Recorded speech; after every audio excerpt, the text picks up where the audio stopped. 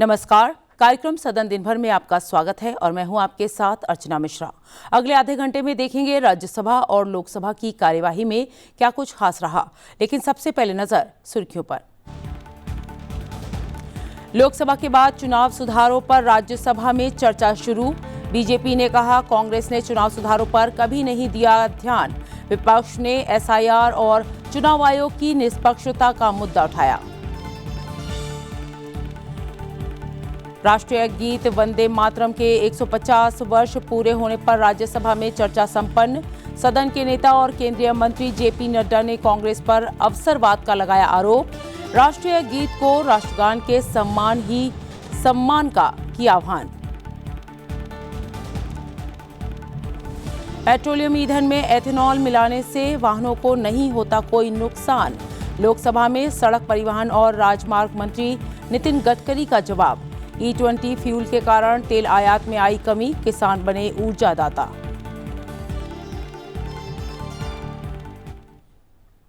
Bulletin में सबसे पहले बात करते हैं राज्यसभा की कार्यवाही की।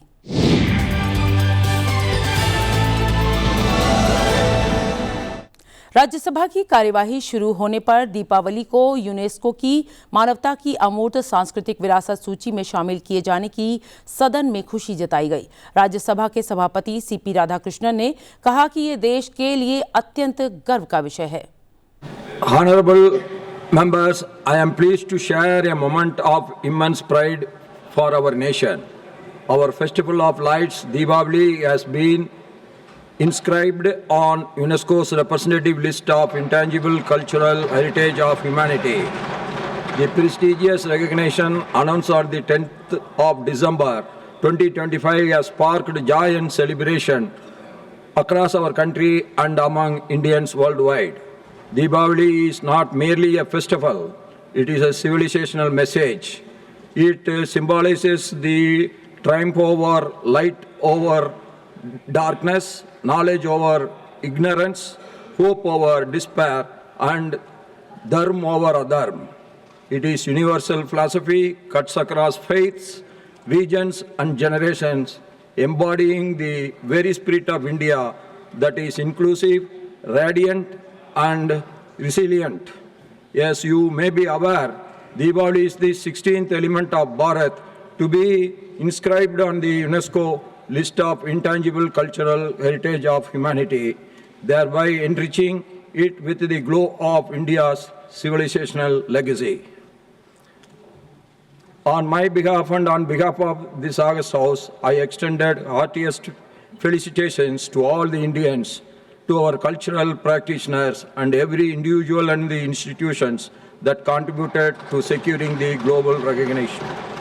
May this achievement inspire us to preserve, promote, and proudly celebrate our rich heritage and traditions with renewed commitment and reverence. सदन में संस्कृति मंत्रालय, विज्ञान एवं प्रौद्योगिकी मंत्रालय, कार्मिक लोक शिकायत एवं पेंशन मंत्रालय, परमाणु ऊर्जा विभाग और अंतरिक्ष विभाग से जुड़े दस्तावेज रखे गए। साथ ही विधि एवं न्याय मंत्रालय, संचार मंत्रालय, श्रम एवं रोजगार मंत्रालय, पर्यावरण, वन एवं जलवायु परिवर्तन मंत्रालय और विदेश मंत्रालय के पत्र सभापटल पर रखे गए। सदन में विभाग संबंधी स्वास्थ्य एवं परिवार कल्याण संबंधित संसदीय स्थायी समिति के प्रतिवेदन, सार्वजनिक उपक्रमों पर समिति की रिपोर्ट और मंत्रियों के वक्तव्य भी रखे गए। राज्यसभा में शून्यकाल के दौरान विभिन्न सदस्यों ने जनहित से जुड़े मुद्दे उठाए। इस दौरान रेल, सड़क, वायु प्रदूषण समेत विभिन्न मुद्दों की ओर सदस्यों ने ध्यान दिलाया। SCCL के उत्पादन में गिरावट, लंबित खदान मंजूरी और वित्तीय तनाव को लेकर चिंता जताई गई। ओडिशा के कोरापुट, मयूरभंज और सिमलीपाल क्षेत्रों में जनजाति और प्रकृति आधारित पर्यटन के विकास की आवश्यकता बताई गई।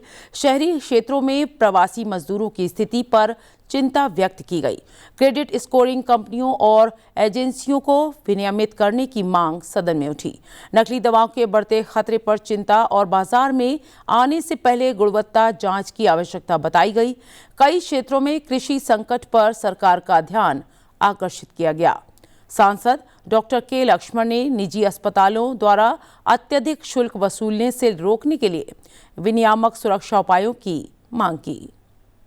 I urge this government, in recent light which have come to our notice, we must ensure transparent medical billing, standardization of procedures, protocols, and stronger regulatory safeguards that protect patient rights. The charges displayed in the various private corporate hospitals are different from the charges they collect at the time of this disposal. सांसद सुधा मूर्ति ने समुदाय केंद्रित नवाचारों को मान्यता देने और बढ़ावा देने के लिए राष्ट्रीय सामाजिक नवाचार पुरस्कारों की स्थापना की मांग की। Requesting Government of India to start a new award line, social innovation line, so that social innovators can be recognized, respected, and we get the advantage of that, all of us. सरकार ने बताया कि digital पते में निजता और सुरक्षा का पूरा ध्यान रखा जाएगा और इसमें बैकग्राउंड में बदलाव सिर्फ यूजर ही कर सकेगा। डिजिटल पते की अवधारणा को लेकर एक नोटिस केंद्रीय वित्त मंत्रालय के पास लंबित है और उसकी मंजूरी के बाद इसे पूरे देश में लागू किया जाएगा। संचार राज्य मंत्री चंद्रशेखर पेन्नासामी ने राज्यसभा में एक पूरक प्रश्न के उत्तर में ये जानकारी दी। Digital postal index number, sir. This is a simple, standardized, a 10 alphanumerical unique number which divides the entire country into 4 by 4 meters based on the longitude and latitude. So there will be a unique address for every home, every office, every farmland, and even an electric pole can have a unique address, sir. This is all done, and we released this in May 2025. This is all in the public domain. With one click going to the website, anybody can identify what their DigiPin is, including Jharkhand. Sir, every place in India, entire area has been fragmented into 4 by 4. Sir, even if you look at this parliament, there will be 10 or 15 DigiPins in this area. So this has been implemented across, sir.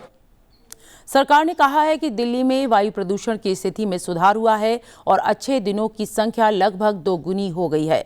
पर्यावरण, one एवं जलवायु परिवर्तन मंत्री भूपेंद्र यादव ने राज्यसभा में प्रश्नकाल के दौरान एक पूरक प्रश्न के उत्तर में ये जानकारी दी।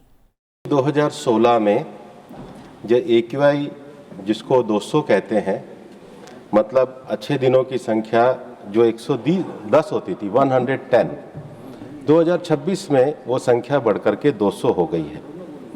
इस वर्ष जनवरी-नवंबर की अवधि में दिल्ली का औसत AQI जो 2018 में 213 था, वो कम होकर के 187 हुआ है।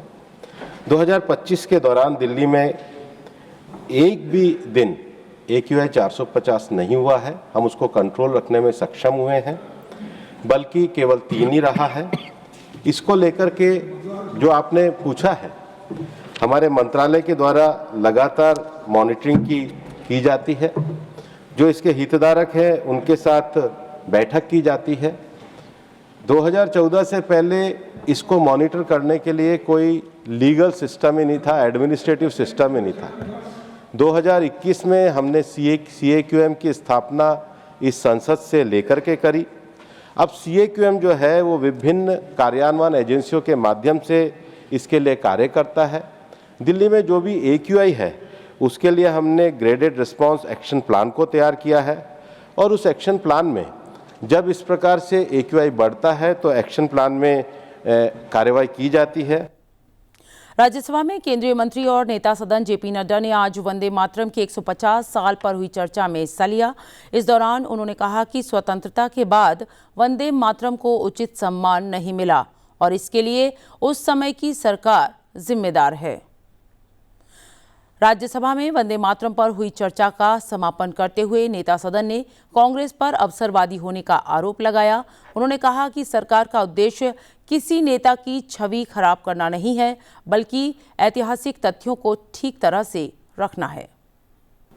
मैं कहना चाहता हूं कि हमारा उद्देश्य भारत के पूर्व प्रधानमंत्री को बदनाम करने का नहीं है, लेकिन हमारा उद्देश्य भारत को, इतिहास को रिकॉर्ड पर स्ट्रेट रखने का जरूर है, इस बात को हमको ध्यान रखना है। आपको जब सूट करता है तो आप नेहरूवियन एज की चर्चा करते हैं, जब आपको सूट नहीं करता है तो आप सुभाष चंद्र बोस को ले आते हैं, तब आप गुरु रविंद्रनाथ टैगोर को ले आते हैं, गुरुवर रविंद्रनाथ टैगोर को ले आते हैं। यह ठीक नहीं है। अगर श्रेय लेना है तो तकलीफ में अगर देश आया तो उसकी जिम्मेवारी भी लेनी होगी, इसको भी हमको ध्यान में रखना है। यही तो आरोप है कि वंदे मातरम की जो भारत की संस्कृति और भारत का इतिहास से जुड़ा हुआ जो हमारी मान्यता थी, उसको उस समय के प्रधानमंत्री सिरे से खारिज कर रहे थे। ये इसका इतिहास बनता है। I am talking about the procedure which was followed at that point of time, and the country should know, and the people, 1.4 billion people should know how the country was functioning and what was happening. Prevention of insults of National Honor Act 1971. आपने prevention of insults और to national honour act 1971 पारित किया। इस act के तहत penalty for disrespecting the Indian flag and national anthem of the constitution. लेकिन यहां पर फिर से आपने राष्ट्रीय गीत वंदे मातरम को इंक्लूड नहीं किया। और अंत में सिर्फ मैं बोलना चाहता हूं, what is the difference? What is the difference? हमारी लड़ाई किस बात की? कोई जमीन की लड़ाई तो है नहीं, किसी और चीज की लड़ाई है नहीं, विचारों की लड़ाई है। और जब मैं विचारों की लड़ाई कहता हूं, और जब मैं कहता हूं कि वंदे मातरम को सम्मान और स्थान नहीं मिला, और मैं जन गण मन को पूरी इज्जत, और मैंने कहा सारी जिंदगी उसके लिए मर खपने के लिए तैयार हूं, तो लेकिन मैं एक बात जरूर कहना चाहता हूं, और वो मैं ये कहना चाहता हूं कि देश कॉम्प्रोमाइजेस से नहीं चलता है। ये हमारी आइडियोलॉजी। देश सच्चाई और इतिहास की बातों को ध्यान में रख करके चलता है। और मैं ये भी कहना चाहता हूं कि देश अगर चलता है तो वो अनकंडीशनल नेशनल सेंटिमेंट्स को ध्यान में रख करके चलता है। राज्यसभा में चुनाव सुधारों पर आज चर्चा शुरू हुई। इस दौरान विपक्ष ने ईवीएम, एसआईआर और चुनाव आयोग की निष्पक्षता का मुद्दा उठाया। वहीं सत्तापक्ष ने कांग्रेस और विपक्षी दलों पर चुनाव सुधारों पर गंभीर नहीं होने का दावा किया। चर्चा शुरू होने से पहले सभापति सीपी राधाकृष्णन ने सदस्यों को सदन की प्रक्रिया और कार्यसंचालन विषयक नियम की ओर ध्यान दिलाया। Before we proceed with the discussion on election reforms, I wish to invite the attention of the House to certain procedural aspects. First, the Election Commission of India is an autonomous constitutional authority under Article 324 of the Constitution of India. Consequently, its day-to-day functioning is not primarily the concern of the Government of India. Secondly, I wish to refer to Rule 238 Class 5 of the Rules of Procedure and Conduct of Business in the Council of States, which states that a member while speaking shall not reflect upon the conduct of persons in high authority unless the discussion is based on a substantive motion drawn in proper terms. Finally, I would like to remind you that the matters concerning special intensive revision of electoral rolls in various states are presently sub judice and under adjudication by the Supreme Court of India. In this context, your attention is invited to Rule number 238, Section 1 of the Rules of Procedure and Conduct of Business in the Council of States, which states that a member while speaking shall not refer to any matter of fact on which a judicial decision is pending. Accordingly, I request all honorable members to keep these provisions in consideration while making their valuable interventions and desist from making any submissions which contravenes the same. Anything said by the members in contravention to the prescribed limitations shall not be made part of the record. चर्चा शुरू करते हुए कांग्रेस के अजय माकन ने आगाह किया कि चुनाव आयोग में विश्वसनीयता में थोड़ी सी कमी लोकतांत्रिक संस्थाओं को कमजोर कर सकती है। बीजेपी सांसद सुधांशु त्रिवेदी ने कहा कि कांग्रेस के शासनकाल के दौरान चुनाव सुधारों पर कभी विचार नहीं किया गया था।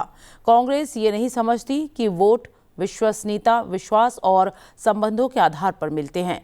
टीएमसी की डोला सेन ने कहा कि उनकी पार्टी चुनाव सुधारों के खिलाफ नहीं है, लोगों के नाम हटाकर नई मतदाता सूची बनाए जाने के विरोध में है। डीएमके सांसद ने ईवीएम की विश्वसनीयता का मुद्दा उठाया। आम आदमी पार्टी के संजय सिंह ने एसआईआर की मंशा पर सवाल उठाया।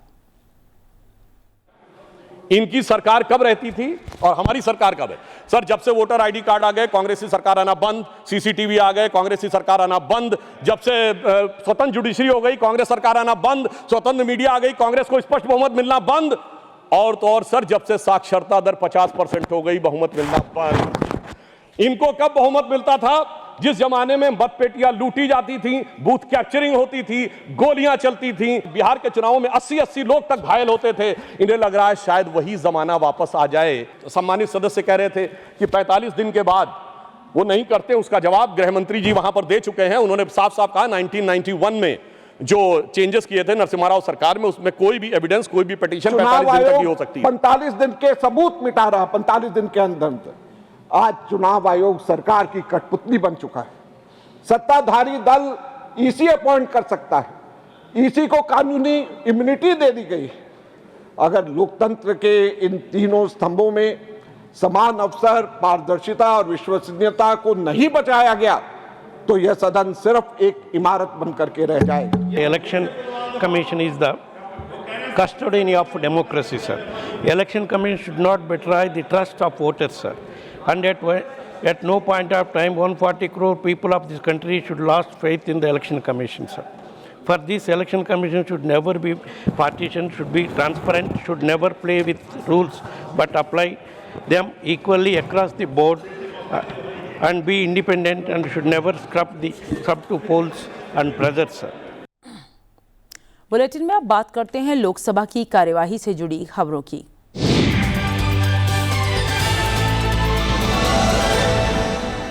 लोकसभा में प्रश्नकाल के दौरान विभिन्न मंत्रालयों से जुड़े सवालों के जवाब दिए गए।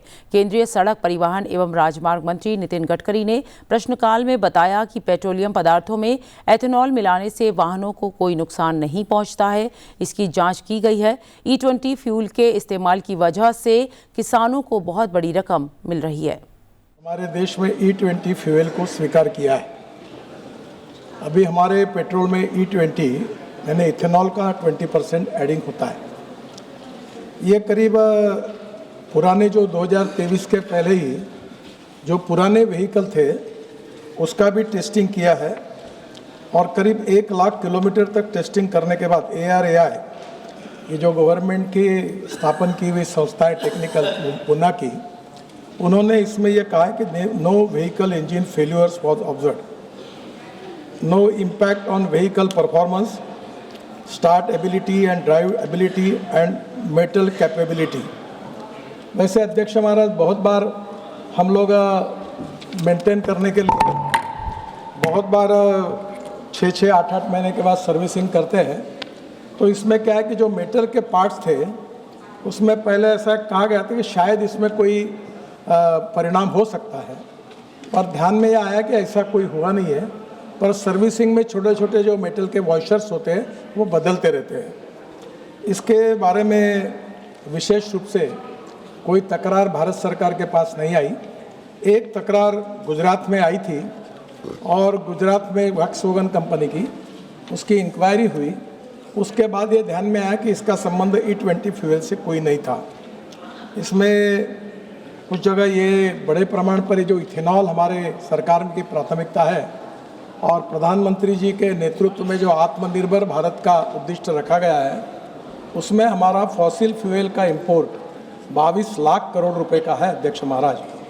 और जो प्रदूषण हो रहा है उसके परिणाम हम सब भुगत रहे हैं। इथेनॉल एक ग्रीन फ्यूल है और उससे प्रदूषण कम होता है, और इसलिए अभी तक जो इथेनॉल हमने यूज़ किया है उसके कारण विशेष रूप से जो कार्बन डाइऑक्साइड का जो इमिशन है उसमें करीब 245 लाख मीट्रिक टन ये जो क्रूड ऑयल को इथेनॉल ने सब्स्टिट्यूट किया है, और करीब इसके साथ कार्बन इमिशन रिडक्शन में 736 lakh metric ton equivalent to 30 crore tree लगाएंगे, इतना हमने उसमें प्रदूषण कम हुआ है। मुझे लगता है कि इसमें किसानों का भी इसका बहुत बड़ा फायदा हुआ है, और एक दिन 22 लाख करोड़ का ये इंपोर्ट समाप्त करके हम विकसित करके हमारे देश को, किसान को आज हमने ऊर्जा दाता, ईंधन दाता बनाया है, तो आगे चलकर ये पूरा पैसा ग्रामीण क्षेत्र में जाएगा और किसान इसके कारण उनका सबसे ज़्यादा फायदा होगा। पेट्रोलियम उत्पादों की कीमतों से संबंधित एक पूरक प्रश्न का उत्तर देते हुए पेट्रोलियम और प्राकृतिक गैस मंत्री हरदीप सिंह पुरी ने कहा कि कच्चे तेल की कीमतें काफ़ी हद तक अंतर्राष्ट्रीय कारकों पर निर्भर करती हैं। उन्होंने कहा कि देश एथेनॉल मिश्रण से पर्यावरण के अनुकूल ईंधन की ओर अग्रसर है। I would like to thank the honourable member for raising the issue of prices of petrol. Sir, जैसे सबको पता है, हमारी जो पेट्रोल, डीजल, एनर्जी कंजम्पशन है बहुत तेज़ी से बढ़ रही है। Energy is the lifeline of the economy. So if the economy is growing at 8.4% in the last quarter, 7.8% in the previous quarter, energy consumption is increasing.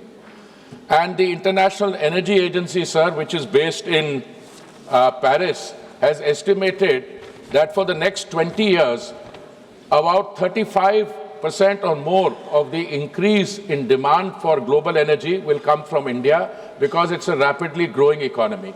We are spending approximately $150 billion a year on the import of energy. So to the extent that we have 20% blending, that 20% blending means 20% less of imports have to be followed.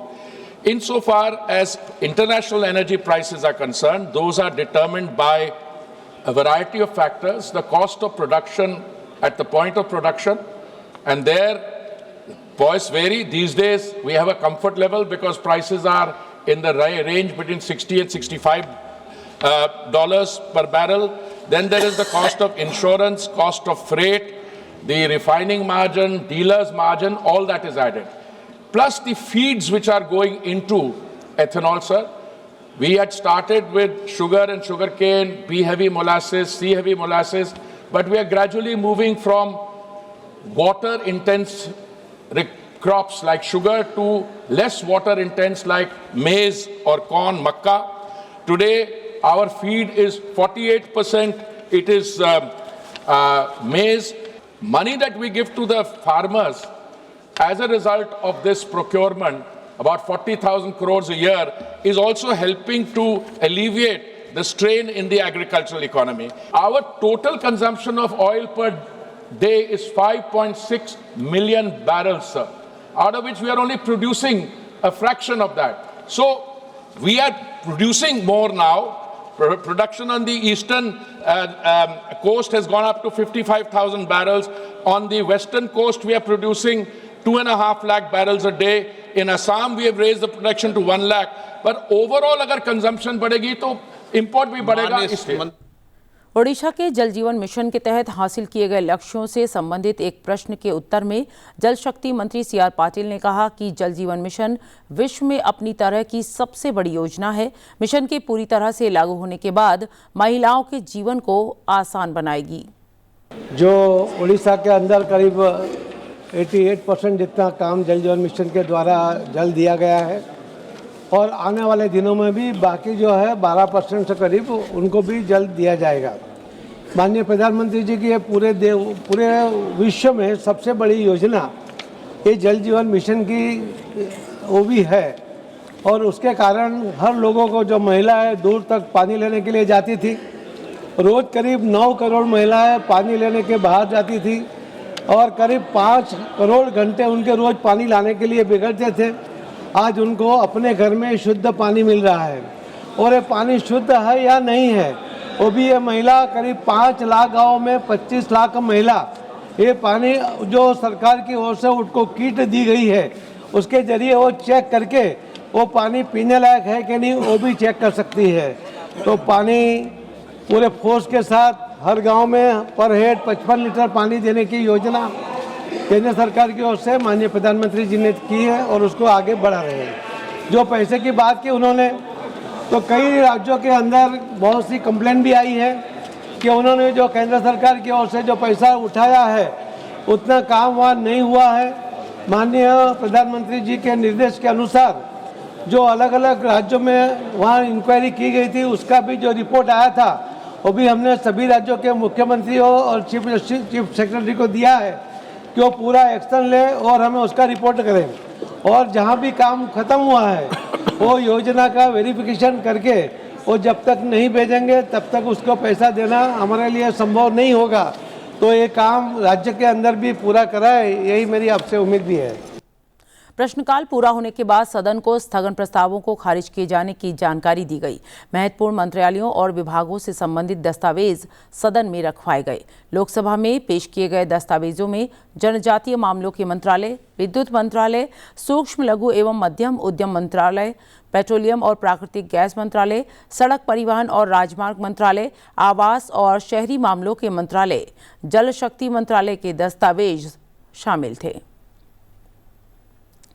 सदन में सार्वजनिक उपक्रमों पर समिति के प्रतिवेदन रखे गए। इसके साथ ही स्वास्थ्य एवं परिवार कल्याण पर स्थायी समिति के प्रतिवेदन प्रस्तुत किए गए। यह रिपोर्ट भारत में चिकित्सा शिक्षा की गुणवत्ता और अनुदान की मांगों से संबंधित थी। सांसद पीपी चौधरी ने संविधान के 129वां संशोधन विधेयक 2024 और केंद्र शासित प्रदेश अधिनियम संशोधन विधेयक 2024 पर संयुक्त समिति की रिपोर्ट के लिए समय बढ़ाने का प्रस्ताव रखा। सदन में सर्वसम्मति से प्रस्ताव पारित कर दिया गया। लोकसभा में शून्यकाल के दौरान सदस्यों ने जन महत्व के मुद्दे उठाए। इसमें कुछ प्रमुख मुद्दे नई पेट्रोलियम प्रणाली और छोटे जिलों में स्वास्थ्य सुविधाओं और श्रम बल के लिए पारिश्रमिक एवं सुविधाओं से संबंधित थे। चंडीगढ़ के आसपास 3 शहर और हैं, मोहाली, पंचकूला और न्यू चंडीगढ़। वर्ष 2019 में, नवंबर 2019 में मैंने मिनिस्टर ऑफ रोड ट्रांसपोर्ट और हाईवेज और मिनिस्टर ऑफ हाउसिंग और अर्बन अफेयर्स को एक खत लिखा था कि इन चारों शहरों को आपस में जोड़ने की जरूरत है और एक मैस रैपिड ट्रांसपोर्ट सिस्टम बनाने की आवश्यकता है, जिससे कि इस पूरे रीजन का जो इकोनॉमिक पोटेंशियल है उस इकोनॉमिक पोटेंशियल को पूरी तरह से जागरूक किया जा सके। वो उस प्रोजेक्ट की कॉस्ट धीरे धीरे बढ़कर 16,000 करोड़ से पिछले 3-4 वर्ष में 25,000 करोड़ हो गई। अब सभापति महोदय, नागपुर में भी मेट्रो बन गया, कोच्चि में भी मेट्रो बन गया, बेंगलुरु में भी बन गया, हैदराबाद में भी बन गया, मुंबई में भी बन गया, तमाम शहरों में मेट्रो बन गया है, पर चंडीगढ़ में पिछले 10 साल से मेट्रो नहीं बना। मेरी केंद्र सरकार से ये मांग है, मेरी स्पेसिफिक मांग ये है कि केंद्र सरकार को इसको एक स्ट्रेटेजिक कनेक्टिविटी प्रोजेक्ट के तहत अडॉप्ट करते हुए वो 25,000 करोड़ रुपया केंद्र सरकार की तरफ से देना चाहिए।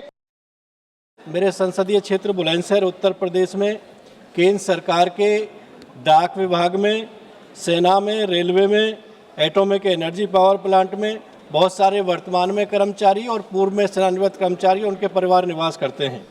जनपद में कोई भी CGHS सेंटर नहीं है, जिसकी वजह से उनको मेरठ, गाजियाबाद या दिल्ली में जाना पड़ता है। जो बुजुर्ग लोग हैं उनको जाने में असुविधा होती है। माननीय प्रधानमंत्री जी, देश के हर नागरिक को अच्छा स्वास्थ्य मिले, स्वास्थ्य सेवाएं मिलें, इस उद्देश्य को लेकर सरकार हमारी काम कर रही है। लेकिन मेरे क्षेत्र में ये ना होने के कारण बुजुर्ग लोगों को ठीक से इलाज नहीं मिल पाता है। मैं आपके माध्यम से माननीय स्वास्थ्य मंत्री जी से अनुरोध करना चाहता हूँ कि मेरे क्षेत्र के नागरिकों को अच्छी स्वास्थ्य सुविधा देने के लिए CGHS सेंटर की स्थापना करने के लिए निर्देशित करने का काम करें। मैं आपके माध्यम से सरकार से मांग करता हूं कि जैसे भारतीय खाद्य निगम के मजदूरों के उनके हितों की रक्षा के लिए कॉरपोरेशन का गठन किया है और महाराष्ट्र के सरकार ने मथाड़ी बोर्ड का किया है, उसी तरह से अखिल भारतीय रेलवे मालगोदाम श्रमिकों के हितों की रक्षा के लिए, उनके कवर के लिए, उनके मिनिमम वेजेस के लिए जो 4 कोड में सुरक्षित करने का काम सरकार ने किया है, वो एक बोर्ड बनाने का काम करें जिससे उन श्रमिकों के हितों की रक्षा हो सके। तो इसी के साथ कार्यक्रम सदन दिन भर में आज के लिए इतना ही। आप देखते रहिए संसद टीवी। दीजिए इजाजत। नमस्कार।